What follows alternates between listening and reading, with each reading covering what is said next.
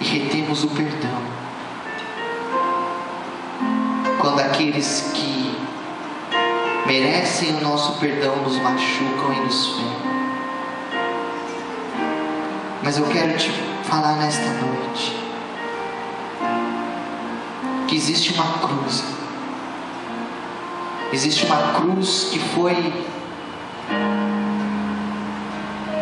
um objeto de vergonha para Jesus, mas que para nós é um objeto de salvação, de perdão e de redenção. Talvez você passou pela tua dificuldade e você abandonou os caminhos do Senhor. Você abandonou Jesus. Você talvez, como os discípulos, o deixaram na cruz sozinho. Mas ele disse: quando eu for levantado, eu atrairei para mim as multidões. E hoje Jesus está te chamando de volta para a cruz. Está te chamando de volta para os caminhos dele. Eu quero falar com você, querido, que se afastou dos caminhos do Senhor. Se existe alguém hoje que se afastou da cruz e você quer voltar hoje, ou talvez você está na igreja há tanto tempo, mas você nunca entendeu a mensagem da cruz,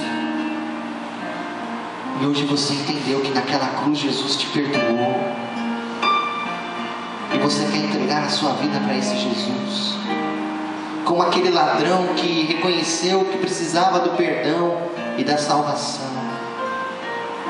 Eu quero orar por você.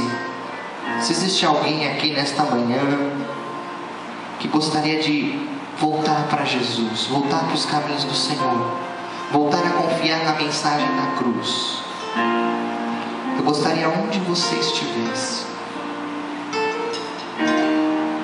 você levantasse uma das tuas mãos, porque eu quero fazer uma oração por você.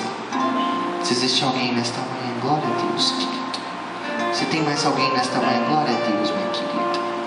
Se tem mais alguém que quer voltar para os caminhos da cruz, que quer voltar para os caminhos do Senhor, ou que quer entregar sua vida para Jesus, onde você está? Levante uma das tuas mãos, eu quero orar por você. Glória a Deus, glória a Deus.